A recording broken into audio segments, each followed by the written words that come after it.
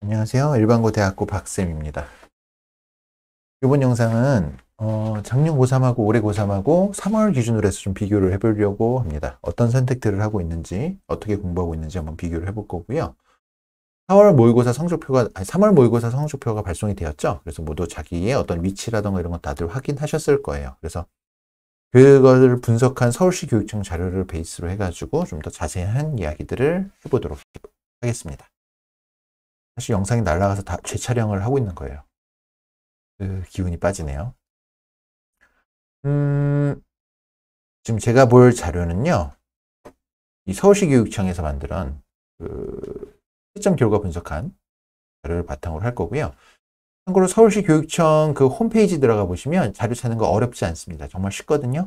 그래서 이 부분에 대한 자세한 자료들 보고 싶으시면 데이터를 한번 찾아서 다운 받으셔가지고 꼼꼼히 한번 보시면 될 것 같아요. 디테일한 정보들이 이렇게 나와 있습니다.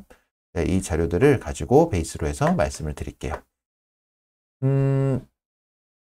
얘기를 해볼까요? 일단은 국어 응시 비율부터 한번 비교를 해보겠습니다. 작년 고3 같은 경우에는요, 화작을 선택한 인원이 73.6%였어요. 그리고 원매는 26.4%였어요. 작년 고3들의 분위기를 지금 현 고3들은 모를 테니까 조금 말씀을 드리자면, 화작의 비율이 굉장히 높죠. 엄매가 처음 이렇게 분리돼서 처음 시험이 실시되다 보니까 어떻게 될지 모르는 거예요. 그래서 일단 쉬운 화작을 많이 선택했습니다. 많이 선택했는데요. 그랬더니 무슨 일이 있었냐면 시간이 가면 갈수록 모의고사 때마다 엄매의 표점이 계속 높게 나오는 현상이 지속이 되었습니다. 그러다 보니까 모의고사 때마다 엄매를 선택하는 비중이 점점 늘어났고요. 수능에서는 선택 비율이 어떻게 됐냐면 수능에서 화작을 선택한 비율이 70%였고요. 엄매를 선택한 비율이 30%였어요.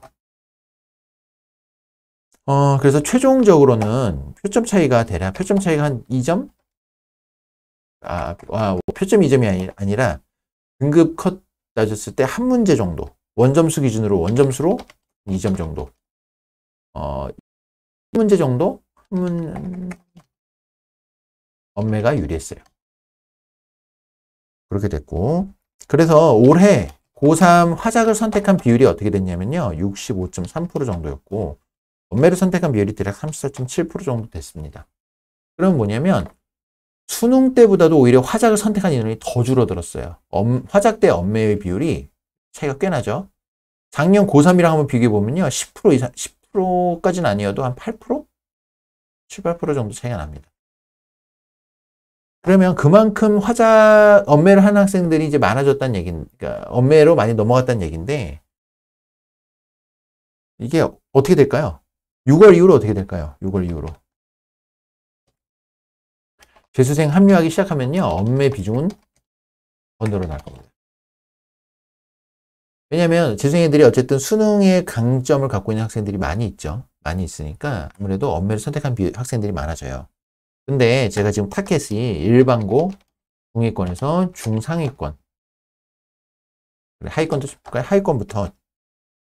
하위권, 중위권, 중상위권 학생들 기준으로 놓고 볼 때는요, 엄매 선택은 신중하라고 말씀드리고 싶어요.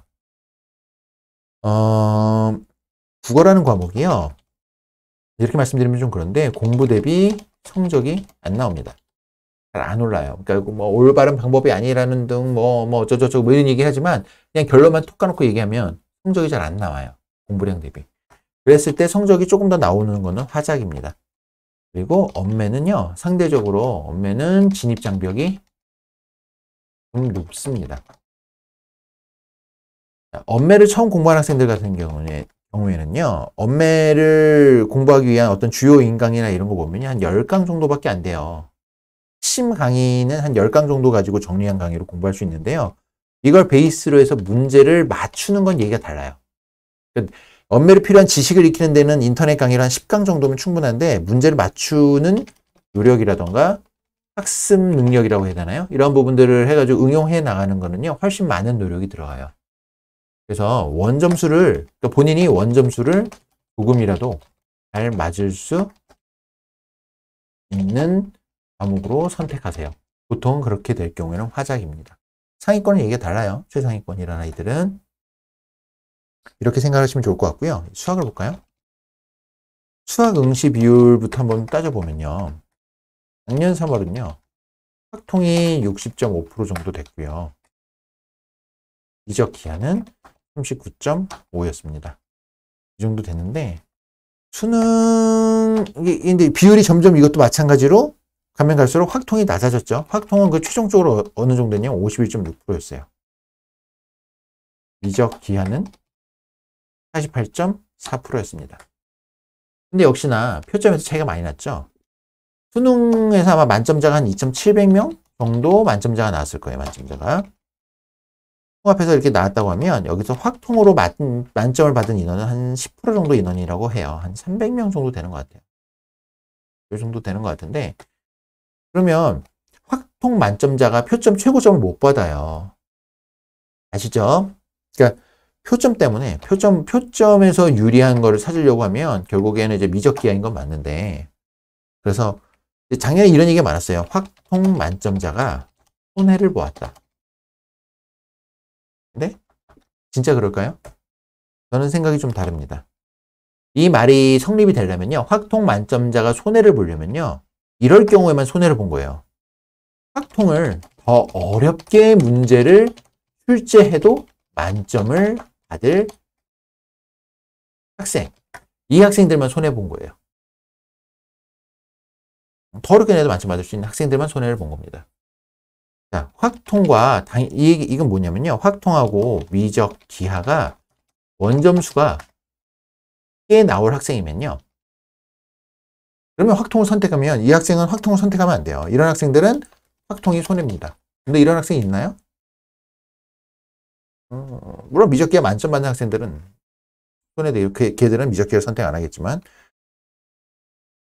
통에 비해서요. 난이도가 미적 기하가 무조건 높아요. 훨씬 어려워요. 그렇다는 얘기는요. 공부 시간도 훨씬 투자해야 되고요.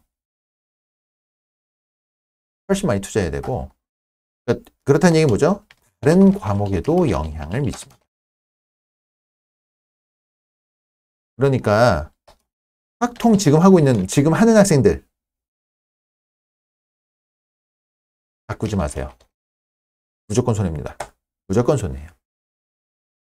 본인이 뭐 한 40점 확통 나오는데 미적 기하 간다? 훨씬 더 떨어지게 돼 있어요. 그러니까 선택하지 마시고요.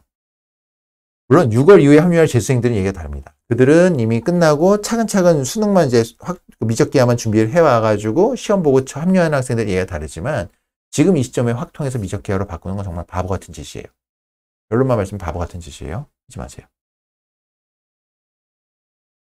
그리고 확통으로 점수가 안 나오는데 미적 기하 성적이 나올까? 절대 안 나옵니다. 미적 기하에 유리한 부분이 있는 건 맞아요. 어떤 게 뭐냐면 어쨌든 기본적으로 수원수투에서 다루는 어떤 미분에 관련된 미적분에 관련된 내용들을 심화해서 공부하니까 공통에서 나오는 부분들은 상대적으로 좀 더 수월하게 공부하겠죠. 그런 부분들이 있지만 그렇다 하더라도 확통해서 미적 기하로 바꾸진 마셔라. 자, 영어를 볼까요? 영어 같은 경우에는요. 1등급 컷 작년 이건 저부터 얘기할게요. 작년 3월 1등급 컷 인원, 1등급 인원이요. 몇 프로, 그러니까 비율이 몇 프로 정도 되냐면 대략 한 3.67% 정도 됐어요. 그리고 누적 3등급까지 인원이 몇 프로였냐면 26.56%였습니다. 수능은요. 1등급 인원이 대략 몇 프로냐? 6.2% 정도? 요 정도 됐던 것 같아요. 제 기억이. 누적 3등급 인원은 대략 한 52%? 52%? 요쯤 됐던 것 같고요. 올해 고3, 올해 3월 1등급 인원 몇 프로인지 아세요? 1등급 인원이 올해가 아까 3.44%. 누적 3등급은 34% 정도? 요 정도예요. 자, 이게 뭘 나타낼까요? 영어는 뭔가요? 특징이 절대평가죠. 상대평가는 4%까지가 1등급이에요. 근데 90점 넘은 아이들이 영어에서는요. 4% 상대평가만큼도 안 나왔어요. 물론 3등급 가면 이제 인원이 늘어나긴 하는데, 그러니까 영어의 어떤 최상위권은요, 굉장히 얇아요. 생각보다 얇아요. 잘 못해요, 학생들이. 물론 이제 그 정시를 바라보고 합류하는 이제 재수생들이 합류하는 시점에서부터 이제 비율이 확 늘어나지만, 수능에서 이렇게 늘어나지만 기본적으로 3월달 놓고 봤을 때 학생들이 영어가 예전만 못하다. 그런 겁니다. 물론 이제 영어를 예전 상향 평준화돼서 뭐 전반적으로 영어를 잘한다. 뭐 10년 전 비교하면 잘한다. 이런 건 맞지만 기본적으로 최근 근래를 봤을 때는 오히려 영어에 그 쏟는 에너지나 학습 분량이 적다 보니까 생각만큼 등급이 잘 안 나요. 절대평가 바뀐 다음에. 근데 영어는요, 과목의 중요도는요, 그 수시 기준으로 봤을 때는요, 국어보다도 어느 과목보다도 중요합니다. 기본적으로 수능 최저를 맞추는 데 있어서 결정적인 역할을 해요, 영어는. 단 정시에서의 중요도는 굉장히 떨어집니다. 다른 과목보다. 영어는 보통 감점 내지 아니면 등급별로 점수를 부여해서 굉장히 점수를 높게 주죠. 그러니까 그리고 3등급 이상 맞는 학생들이 굉장히 많기 때문에 정시에서의 중요도는 많이 낮아지긴 해요. 그래서 본인이 영어는 지금 현 고3들은요, 3월 모의고사 보고 그 등급 보면서 자신의 어떤 전략이 나왔을 거잖아요. 수시냐 정시냐 가지고 영어의 전략을요, 정말 새롭게 다시 한번 짜실 필요가 있습니다. 이 정도만 얘기를 할게요. 굉장히 달라요. 3월과 6월에서요, 그 영어의 어떤 비중이 굉장히 달라요. 자, 어쨌든 사탐을 볼까요? 사탐은 이게 요 자료 보시면 다 나와 있어요. 여기 자료 보시면 뭐 비율이 어떻게 되고 인원이 어떻게 되고 나오죠. 지금 제가 보는 게 사탐이거든요. 볼까요? 생윤이 보면은 33%죠. 그리고 요게 이제 보면 사문이 32%. 보통 전통적인 1, 2등이죠. 생윤과 사문이 전통적인 1, 2등 과목이에요. 그러면 33%, 32%인데 보면 작년 이 파일을 열어놨나? 그럼 작년하고 비교해 볼까요? 작년에 33%, 32%. 33%, 32%. 올해는 33%, 32%. 비슷하죠? 1, 2등 비슷해요. 그러니까 생윤이나 사문은요, 뭐 따질 거 없이 그냥 생윤, 사문은 작년, 올해 비슷합니다. 그런데 3등 과목이 보통 3등 과목은 보통 이게 한지거든요. 한지인데 이게 작년에는 11% 정도 됐어요. 3월달 기준으로. 근데 올해는 9%로 감소합니다. 보실까요? 올해는 9% 되죠? 작년에는 한지가 11% 정도 됐어요. 감소했죠. 그러면 감소, 이게 어디로 갔냐면 그 다음에 과목들이 순서가 윤사, 세지, 정법이 비슷하게 다 7%대였는데 올해 선택한 걸 보면은 윤사가 무려 8%대로 올라가고요. 정법은 7%대지만 세지는 더 감소합니다. 자, 이건요. 잘못하면 부익부 빈익빈 나올 수 있어요.